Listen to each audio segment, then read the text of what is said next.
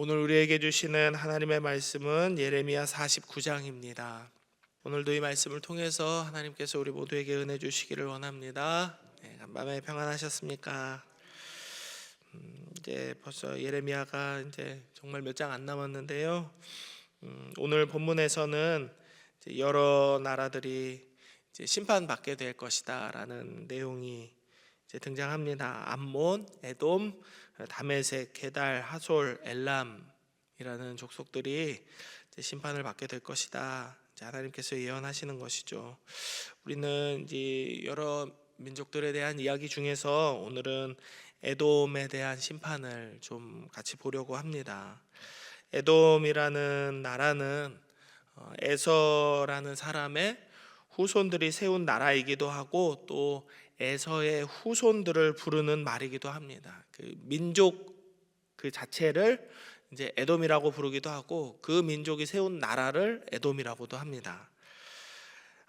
에서는 야곱하고 이렇게 오랜 기간 떨어져 살았잖아요.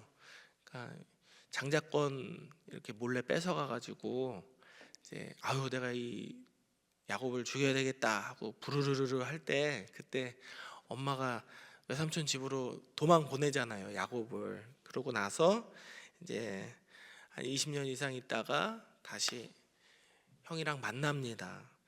에서는 야곱과 재회한 이후에 이제 자기 가족들을 이끌고 세일산이라는 곳으로 거처를 옮깁니다.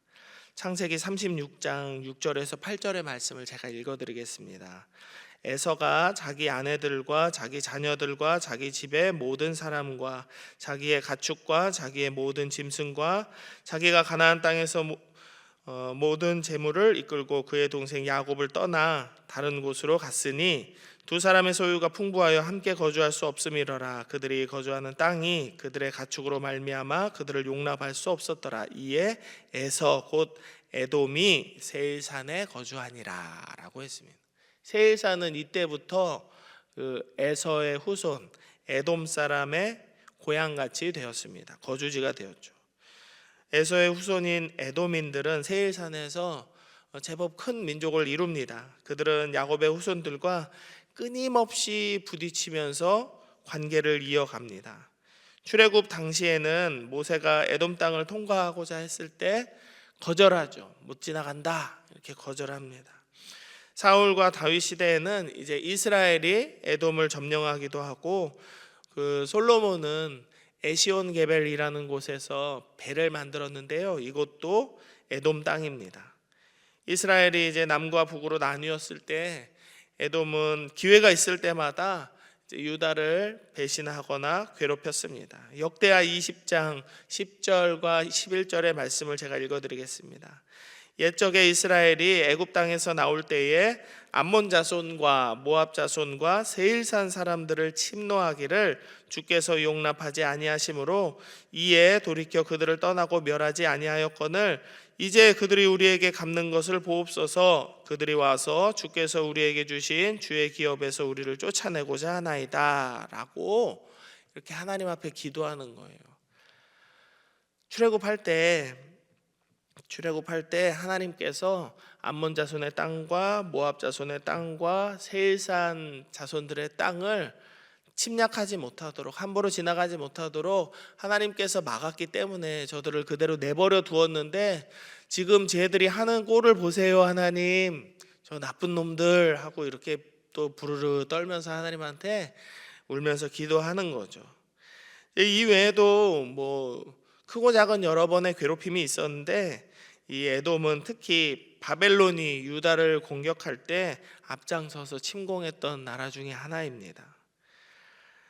원래부터 친하게 지냈던 것은 아니지만 형제라고 볼 수 있는 이 유다를 돕기는커녕 오히려 대적하고 압제함으로써 이제 하나님으로부터 멸망을 선고받은 것입니다. 이 에돔은 모든 나라가 다 그렇겠지만 자기 나라, 자기 민족이 최고라는 이 자부심이 있었던 것 같습니다. 교만한 마음이 있었습니다. 그 교만의 마음을 가장 잘 설명하고 있는 구절이 바로 16절입니다. 아주 유명한 구절인데요. 같이 한번 읽어볼까요? 16절입니다. 시작. 바위 틈에 살며 산 꼭대기를 점령한 자여, 스스로 두려운 자인 줄로 여김과 내 마음의 교만이 너를 속였도다. 내가 독수리같이 보금자리를 높은 데에 지었을지라도 내가 그리로부터 너를 끌어내리리라. 여호와의 말씀이니라. 아멘. 바위 틈이라고 말하는 이 지형은 세일산이 이렇게 생겼나 봐요. 바위하고 관목들이 가득 차 있는 그런 곳이라고 합니다. 그리고 세일산은 지대가 아주 높았대요. 그 제일 높은 고지가 1700m 정도 된다고 하니까 낮은 산은 아니죠.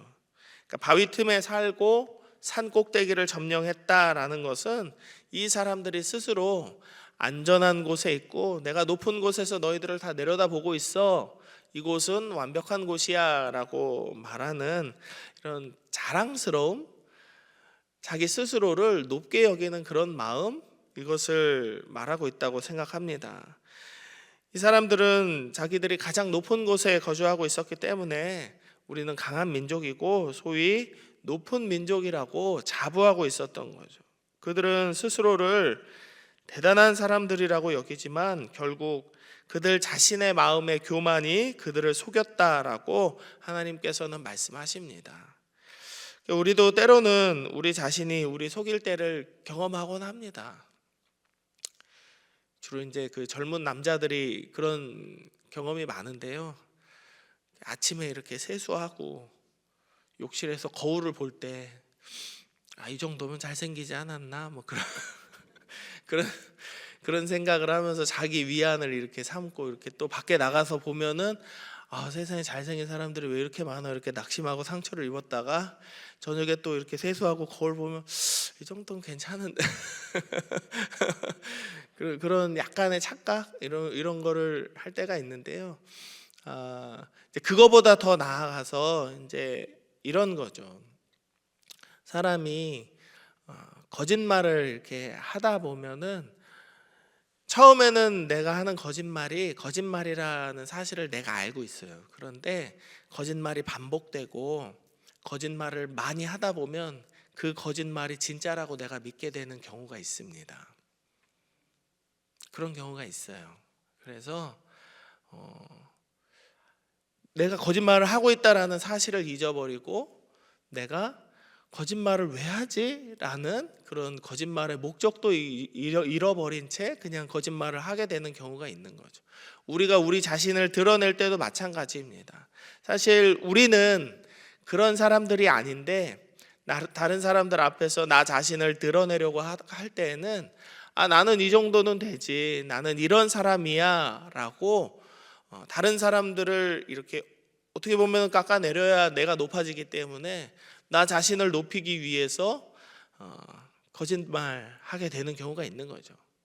좋게 말해서 거짓말이지만 남들을 깎아내리거나 나 자신을 사실과 다르게 말하게 되는 경우가 생기는 겁니다. 근데 그럴 때에는 꼭 자기 자신이 자기 말에 속게 되어 있습니다. 남들보다 자신이 더 낫다고 생각하는 마음, 실제는 그렇지 않아도 자신을 더 드러내고 높이고 남들보다 높은 자리에 두려는 그런 마음이 우리에게는 다 있습니다.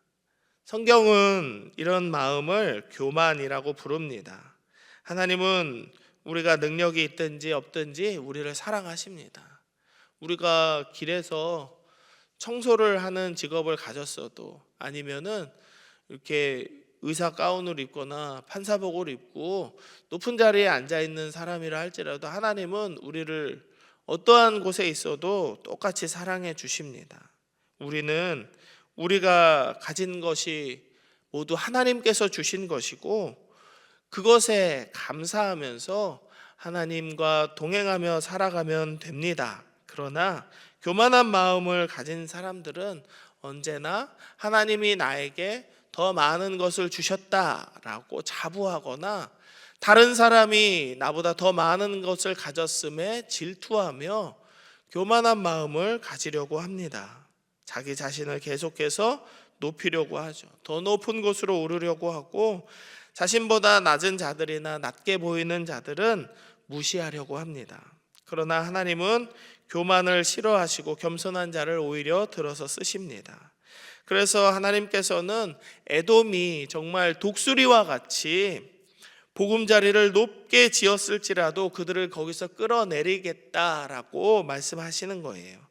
형제에 대한 우애나 연민도 없고 오직 자기 자신만을 위해서 살면서 자기 스스로를 가장 높은 자리에 올리는 데에만 정신이 없었던 이 에돔에게 벌을 주시는 것입니다.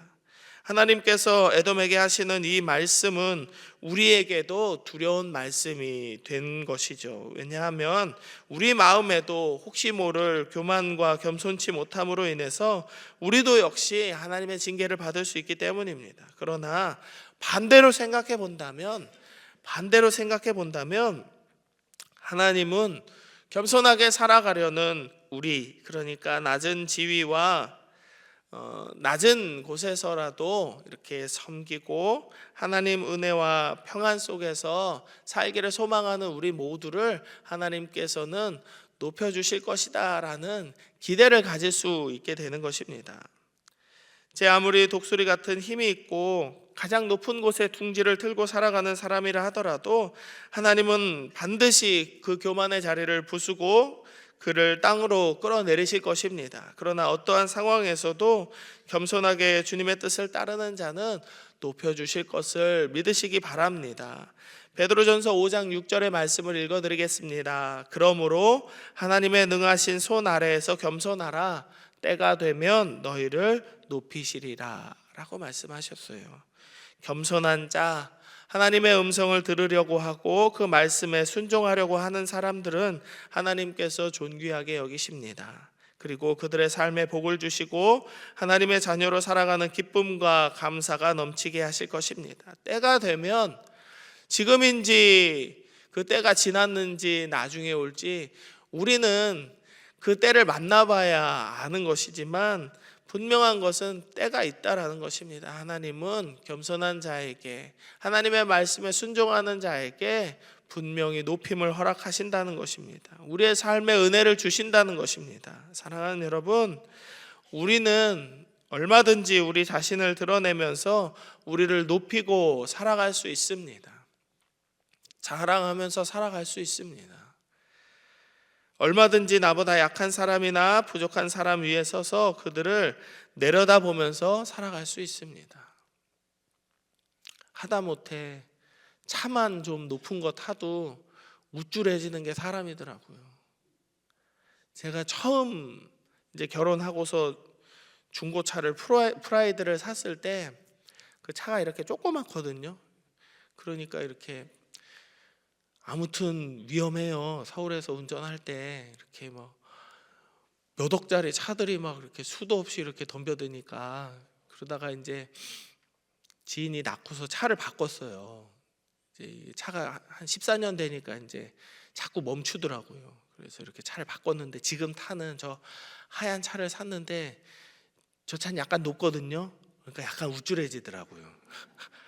고 진짜 한 요만큼 한 뼘 정도 의자도 올라간 것 같은데 우쭐해지더라고요. 큰 차 별로 크지도 않아요. 그 전에 탔던 차가 워낙 꼬마 자동차니까 그거보다 조금 커지니까 우쭐해지고 뭔가 좀 애매하는데, 이런 마음을 가질 거면 그냥 버스 타는 게 최고죠. 버스를 타든가 아니면은 저기 덤프트럭 타고 다니면은 정말 우쭐해질 수 있을 것 같아요. 높은 데 있다고 해서 마음에 변화가 있거나 내가 뭔가를 많이 가졌다고 해서 이게 삶의 태도가 변하고 다른 사람을 대하는 태도가 변한다면 그건 좀 진실하지 않은 것 같습니다. 하나님 앞에 겸손하지 않은 것 같아요. 높은 곳에 거하면서 안전한 바위 틈에 숨어 지내는 그런 삶은 하나님께서 원하시는 삶이 아닙니다. 하나님께서 우리에게 원하시는 삶은 서로의 발을 씻어주면서 겸손히 살아가는 그런 삶이라고 저는 믿습니다. 하나님도 우리를 섬기시기 위해서 아들 예수 그리스도를 보내셨고 죽기까지 섬기게 하셨기 때문이죠. 우리가 그 섬김을 배우고 따라갈 때 우리는 비로소 진정한 하나님의 자녀가 되고 예수 그리스도의 제자가 될 줄로 저는 믿습니다. 우리가 그 섬김을 이해하고 따르고 섬김의 삶을 살아가기 위해서는 성령의 임재와 능력이 필요합니다. 오늘도 성령의 은혜를 구하고 성령의 도우심으로 겸손하게 이 하루를 살아가고 우리에게 맡겨주신 우리 주변의 모든 영혼들을 사랑하며 살아갈 수 있도록 기도하면 좋겠습니다. 그 능력 안에서 성령이 도우시는 그 은혜와 능력 안에서 오늘도 겸손을 잃지 않고 하나님의 말씀에 충성하며 살아가는 우리 모두가 되기를 주님의 이름으로 축복합니다. 기도하겠습니다. 두 가지의 기도 제목으로 기도합니다. 먼저는 말씀을 기억하시면서 우리에게 겸손한 마음을 주옵소서. 언제나 하나님만을 바라는 참된 믿음으로 예수 그리스도께서 우리를 섬기셨던 그 본을 따라 우리도 섬기며 살아가게 하여 주옵소서. 기도하겠습니다. 그리고 두 번째로는 이제 다음 주에 이 나라의 새로운 지도자가 선출될 텐데 나라가 혼란스럽지 않게 하시고 누가 뽑히든지 그 사람을 통하여서 하나님께서 일하시고 하나님께서 이 나라에 참된 평안을 허락하여 주옵소서. 기도합시다. 겸손한 지도자가 뽑히게 하시고 하나님을 경외하며 진실한 지도자의 섬김을 통하여서 이 나라가 열방의 복의 통로로 설 수 있도록 하나님 은혜 내려 주옵소서. 두 가지 놓고 잠깐 기도합니다. 하나님, 오늘도 말씀으로 우리를 새롭게 하시고 하나님의 은혜를 우리 가운데 부어주심에 감사를 드립니다. 주님, 우리의 마음의 교만함이 우리를 속일 때가 있고 하나님, 우리의 마음이 겸손하지 못할 때가 많이 있지만 주여, 언제든지 우리가 예수 그리스도의 뒤를 따라 겸손한 자로 살아갈 수 있도록 인도하여 주옵소서. 서로의 발을 씻어주며 남을 나보다 낮게 여길 수 있는 겸손함을 우리에게 허락하시고 모든 상황 속에서 사람이 아닌 하나님만을 바라보는 참된 믿음으로 살아가는 우리 모두가 되게 하여 주옵소서. 그래서 우리가 하나님의 자녀답게 살기를 원합니다. 예수 그리스도의 제자로서 살아갈 수 있게 되기를 원합니다. 주여, 우리의 마음의 교만을 낮추시고 겸손하게 하나님의 능하신 손 아래에서 때가 되면 우리를 도우실 하나님의 은혜와 사랑을 기대하며 오늘을 살아가게 하여 주옵소서. 다음 주에는 이 나라에 하나님 큰 투표가 있습니다. 나라의 지도자를 뽑는 그 자리에 하나님 동행하여 주시어서 나라의 모든 국민들의 마음을 하나가 되게 하시고 누가 뽑히든지 하나님께서 예비하신 자가 선출될 수 있도록 하나님 인도하여 주옵소서.